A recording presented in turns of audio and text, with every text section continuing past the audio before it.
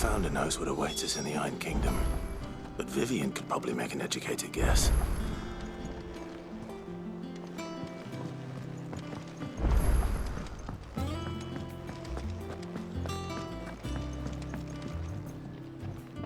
I didn't take you for a scholar, Ivan. Oh, this? Well, it's Valisthea, a culinary pilgrimage. I borrowed it from old tomes. Seems there's no creature in the realm so foul it can't be cooked up into something delicious. Think I'll stick to the unfoul ones, thanks. Oh, where's your sense of adventure, Sid? Honestly, one glance at these recipes, and even you would trade in your sword for a butcher's cleaver. From spit roasts to sweetmeats, this book has them all. What I wouldn't give to bring these recipes to life. If it's my blessing you're hoping for, then by all means. Well, I'm no hunter, Sid. The first tunnel worm I came across would be the death of me. But you're made of sterner stuff. Would you help me resurrect one of these recipes? Something tells me you won't be taking no for an answer. Fine, I'll help. Fantastic! Thank you. So, dare I ask what's on the menu? Chance's Stew. It was once a favourite among the gourmands of Oriflamme, if the author is to be believed. Though Molly's never heard of it. The only problem is that while the recipe is extremely detailed in most respects, it's infuriatingly cryptic as to the main ingredient. A beast, no doubt. Most likely something that would make easy work of a simple cook with more broth than brawn, but unwanted violets. I've no idea what they might be. Does the book say anything else? Well, only that the sweetest violets sprout atop the bed of roses. Roses. Rosaria, perhaps? One of the butchers in Martha's Rest might know something. I'll ask next time I'm there.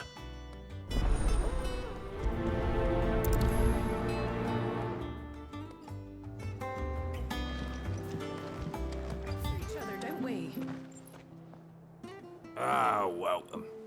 Times may be hard, but if you got the gill, I got the goods. What can I do you for? Unwanted violets, if you have them. Though I'd gladly settle for learning what they are if you don't. Why, I haven't heard folk call them that since I was a lad. You're looking for scorpion tails. Unwanted violets is what folk used to call them back in the day. They turn a wicked purple when you boil them up. Hence the name. Used to chuck them in the pot when there weren't nothing else on offer. When there was a war on, that sort of thing. Thankfully, times aren't yet as hard as that. And even if they were, you wouldn't find anyone selling them these days. Do the scorpions still live nearby? I dare say they do. 3 Reeds would be your best bet, if memory serves. Thank you. You've been most helpful.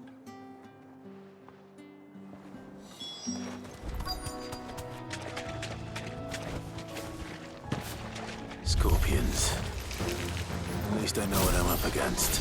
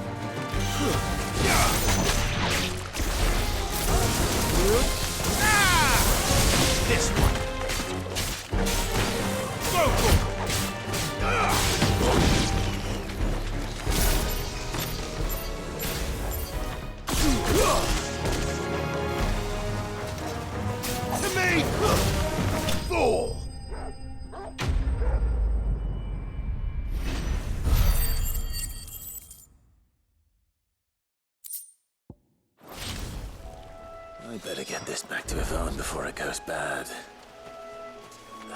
Or any worse, at least. Did you find our mystery ingredient? I did indeed. Marvellous! Let's see. What am I supposed to do with this? It's poisonous, surely. You wouldn't be wrong. But that's your unwanted violet. Into the pot it goes, I suppose. Wait here.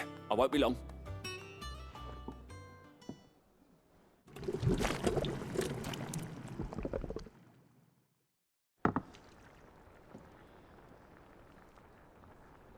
I present Chance's Stew, risen once again from the ashes of obscurity. Grab a spoon, Sid. Let's eat while it's hot. I'm, not hungry. Well, it'll be too late once I've licked the bowl clean. Your loss.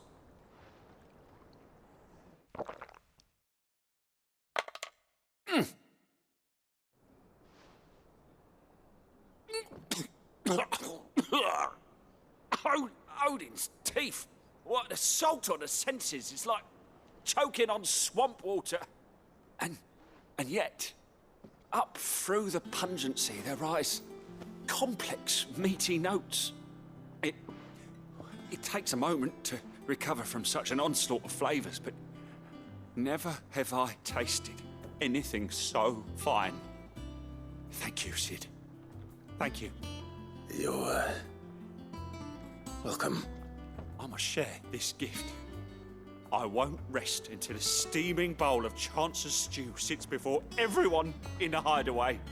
A single mouthful, and Molly will be breeding scorpions of her own. I'm sure she will.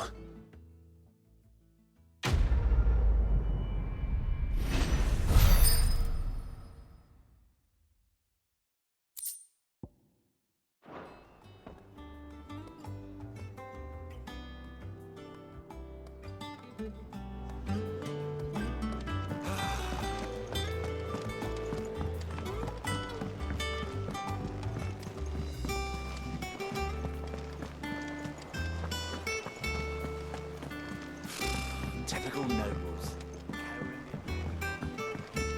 How did we never hear about these Guardians of the Flame? Every day. Same way they Not never enough heard about swords us, I defeating expect. them. Clive! Oh, am I glad to see you? Is something wrong? It's Blackthorn. He ain't himself.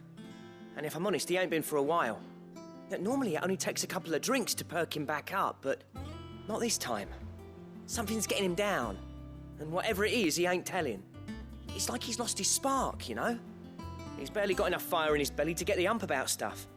But I'm thinking he might if we both bent his ear, because he respects you, innit? So, what you say? Fine. If you think it will help. Knew you'd understand. But if he doesn't want to talk, we let him be. He'll open up when he's ready. All right.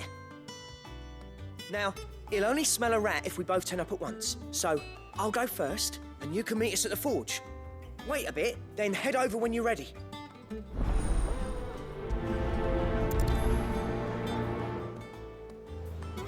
That monster's taken quite a liking to Lady Karen. He's not a monster. He's Torgal. And he'd take a liking to you too if you gave him as many nuts as Nan does. Long time no see, Clive. What are you doing? You meant to talk to him, not me.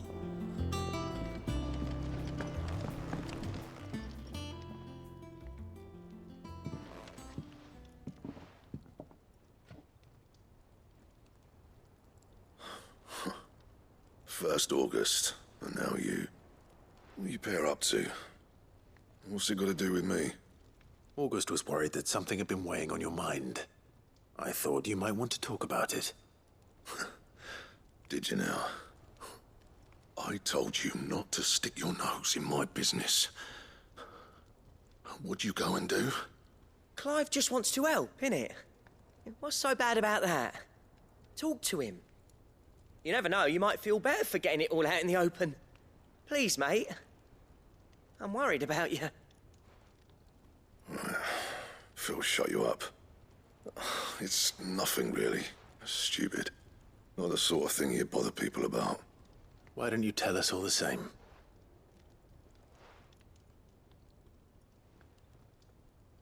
Karen and I have an arrangement. I keep an eye on Goots, and she shows me what the competition's up to. Interesting arms and armor, things like that.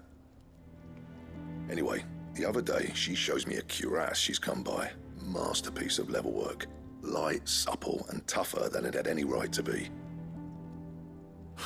Made my stuff look like heavy, clumsy shit. I should have brought the bastard thing there and then just to study it, but I was too proud. And now every time I reach for my hammer, I'm reminded that I'm not the craftsman I thought I was. There. You happy? You got what you came for. Now piss off. All right. We're going.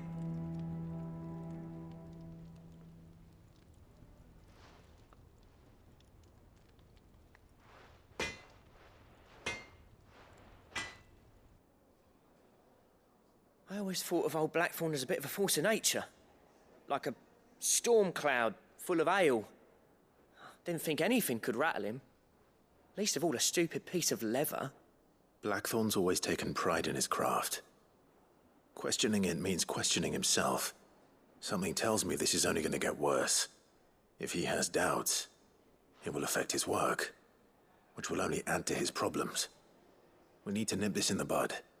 I couldn't agree more. He said he should have bought that cuirass. Perhaps we should track it down for him. Assuming you're happy to help, that is. Too bloody right I am. Glad to hear it. First things first, then. We need to speak to Karen.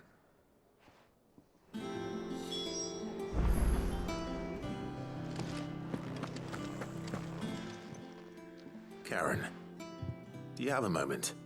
Blackthorn mentioned that you'd recently come by a leather cuirass. An exquisite example of the craft, from what he told us.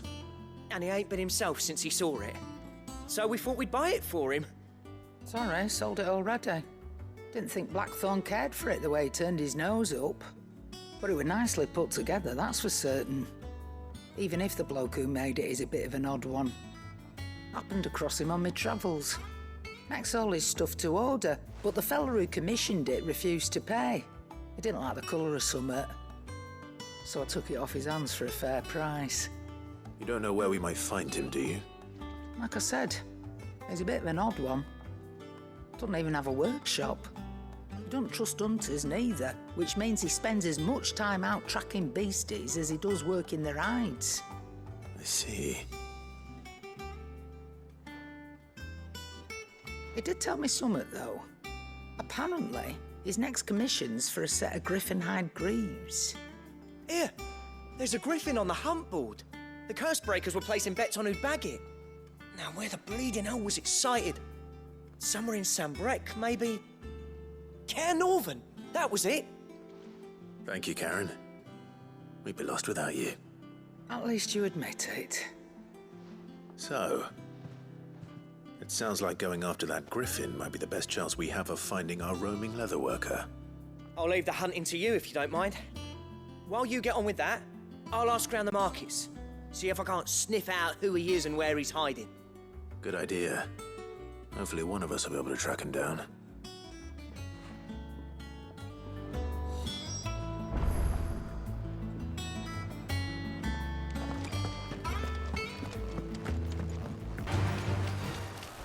Griffins don't exactly make for easy prey. Let's hope our craftsman hasn't bitten off more than he can chew.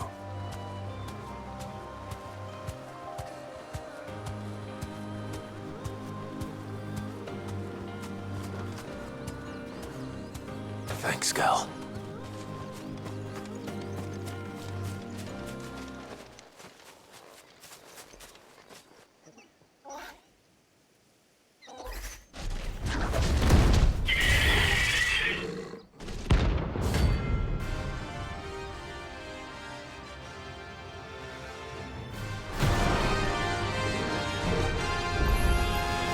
Leatherworker will have to wait. Torgal, look sharp.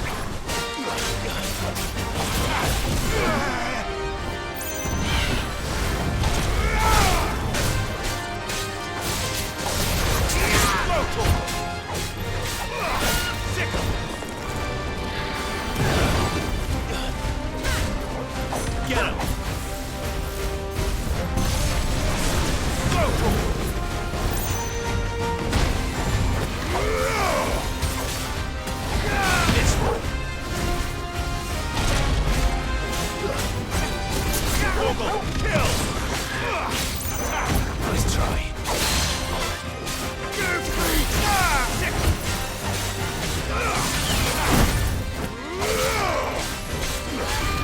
Over here!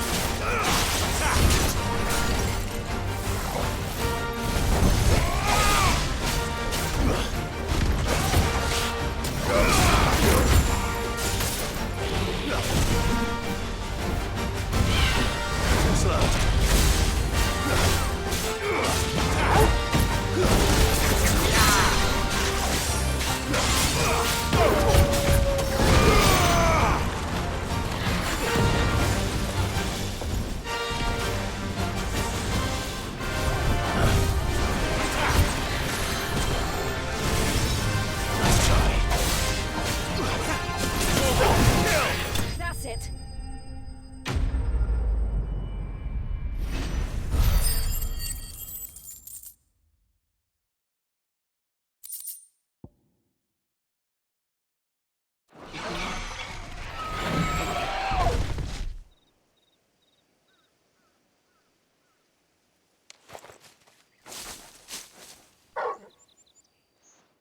Is something there, boy?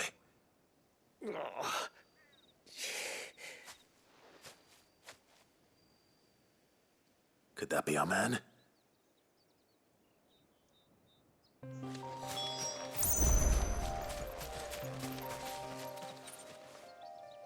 Are you all right?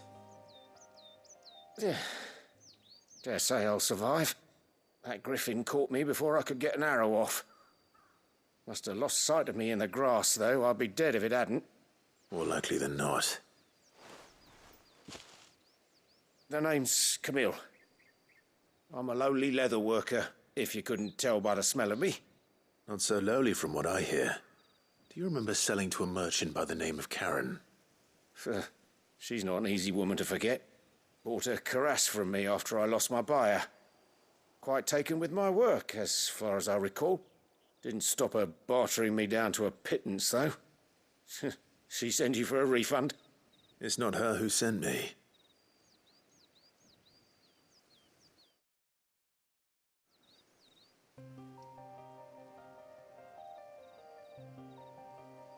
Well, consider me flattered. You should be. He's a master of his art, and not an easy man to impress. Blacksmiths are proud folk. It's a rare thing indeed for one to praise a glorified tanner. And I don't imagine an impressive swordsman like yourself would be getting your steel from any but the best. I'd dearly love to help a fellow craftsman, but... Well, actually, I suppose you could give him this. What is it? Treated leather. Same stuff I used to make that cuirass. If your man's as skilled as he sounds, he'll know what he's looking at. You sure? Well, you did save my life. And thanks to you, I'll be going home with all the griffin hide I can carry. I'd say it's the least I can do. Short of showing him how to make the thing myself, that is. But there are rules against it. Secrets of the trade and whatnot. In that case, I'll see that he gets it. I'd be much obliged if you would.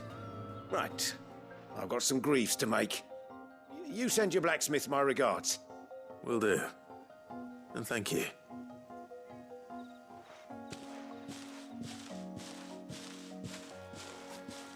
Hopefully this will sweeten Blackthorn's mood.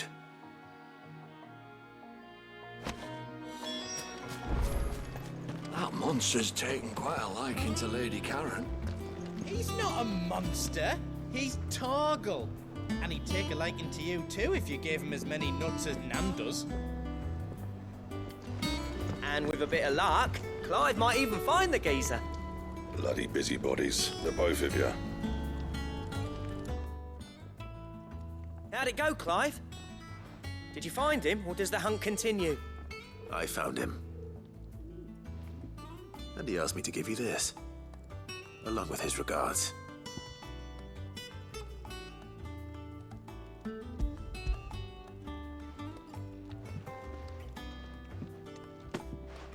You're joking.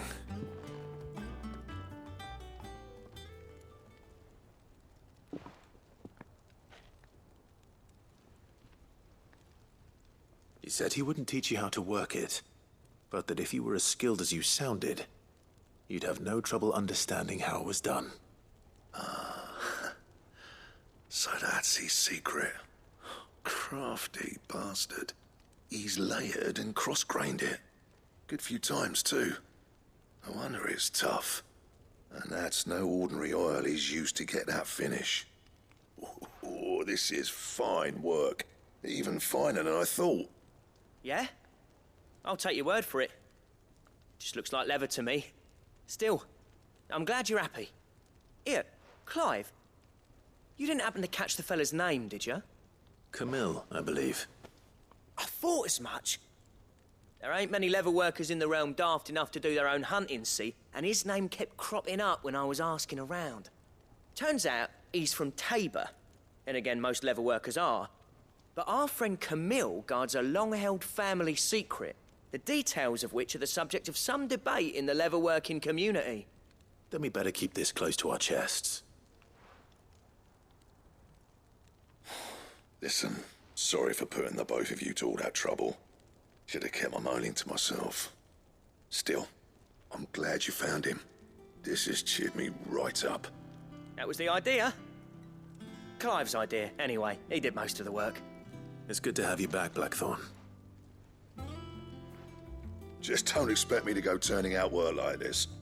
There's a reason he does his own hunting. He knows exactly what hides to look for. And that's how he gets them to layer up so nicely. And don't get me started on how much oiling this leather would need. But I reckon I can make something about as good. Something a curse breaker will have no trouble caring for. Anyway, enough narrowing. I've got work to be getting on with.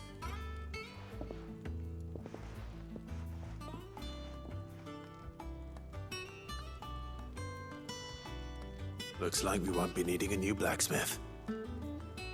As if there was a better one out there. It wouldn't have been the same anyway. No one spins a yarn like old Blackthorn in his cups. Right, now that's sorted, I've got duties to attend to. Thanks, Clive. You've given me my mate back.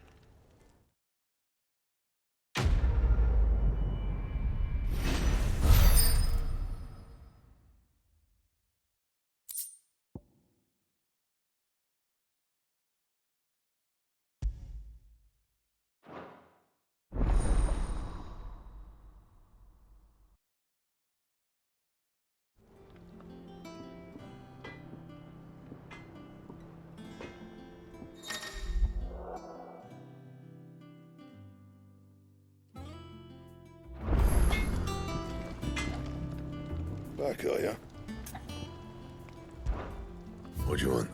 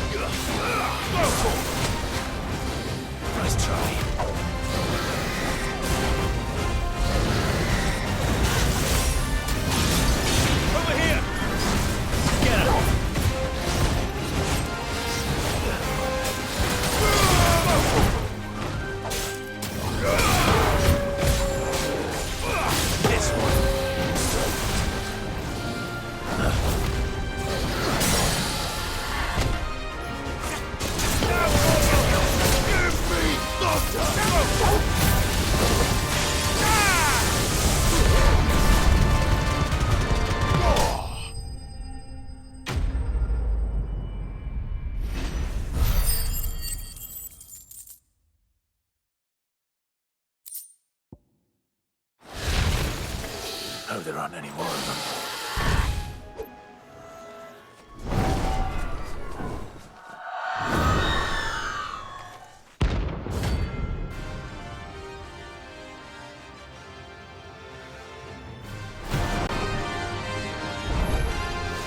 If that's what I think it is, this isn't gonna be easy.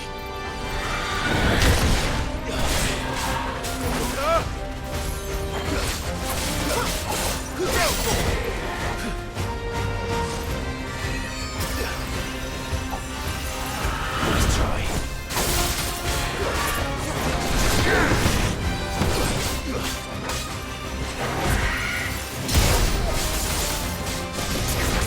Over here!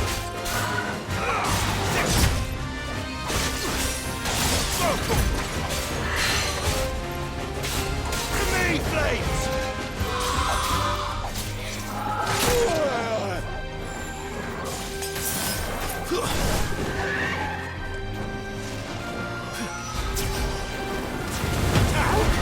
Let's try. Over here!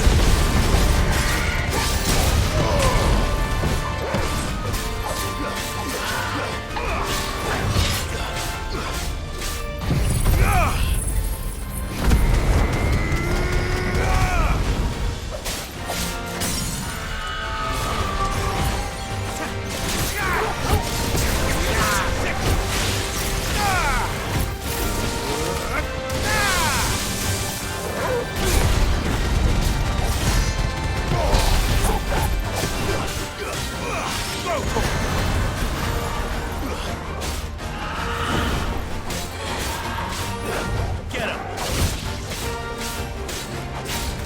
This one.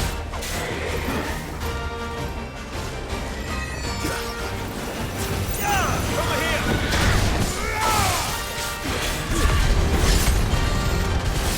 All yours, Torgal!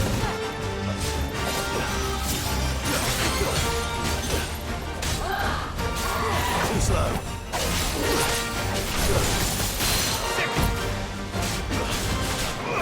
Over here!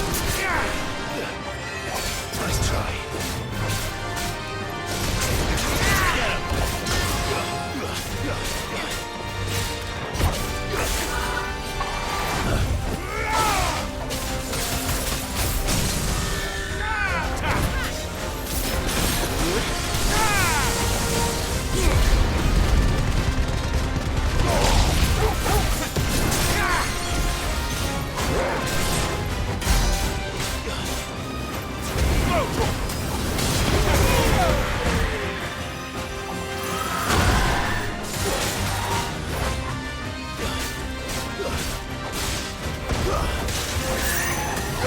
Over here!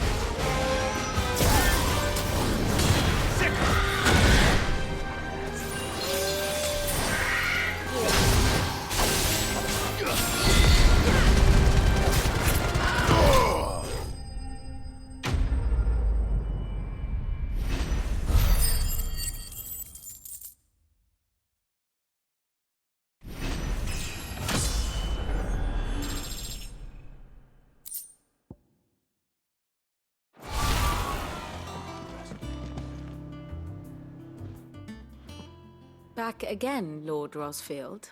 I'm touched that you should find me such good company.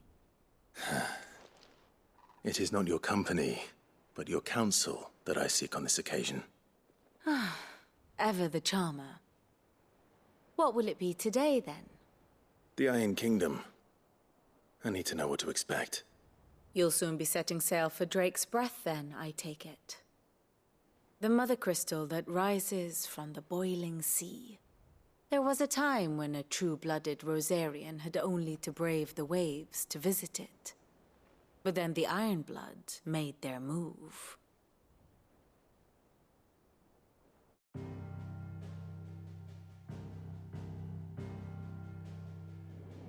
As you know, the Iron Kingdom rules over the islands to the west of Storm. Or rather, its church does. But this is not the pragmatic approach to state religion employed by the Holy Empire to manipulate the masses. No, the Iron Kingdom is the literal embodiment of the crystalline orthodoxy. And so, if one is to understand it, one must start there. As the name implies, the orthodoxy holds the Mother Crystals sacred, and they do not take kindly to heathens plundering the objects of their worship for the means to fill washtubs and light lamps with frivolous feats of magic. Indeed, the faithful consider ether a sinful thing, a poison no less. And to them, a dominant is an instrument of evil, albeit one they have proven only too happy to turn against their enemies. Some 80 years ago in Northern Storm, Drake's eye collapsed. Soon after, in pursuit of ether and with the blight at their backs, the Northern Territories descended upon the Grand Duchy of Rosaria. And when the Shields of the Flame marched north to meet them, the Iron Kingdom spied an opportunity. A few short days later, the Crusaders landed on the island of Mount Drastanus, home of Drake's breath, and plucked it from the duchy's grasp. Rosaria tried to reclaim it, of course, but to no avail. I doubt more than a handful of duchy men have set foot on its shores in your lifetime. Nor are they like to again, under the Empire's stewardship, meaning the Iron Blood will keep their island. And with it, the foothold they need to march on mainland soil when next they spy an opportunity.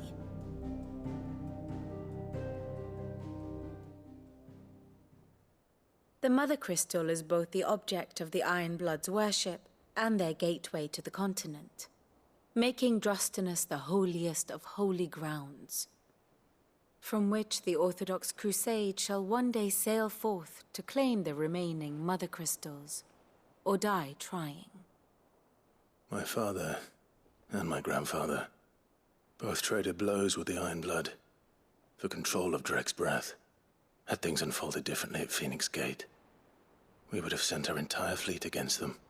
But instead, they sent their fleet against Rosaria, sacked the capital, killed the men, and captured the women, including Jill. I'd say you'd be forgiven for wanting a little revenge, Clive. My only aim is to destroy the Mother Crystal. But thank you all the same. Not much else to do here. Let's see if Jill's ready.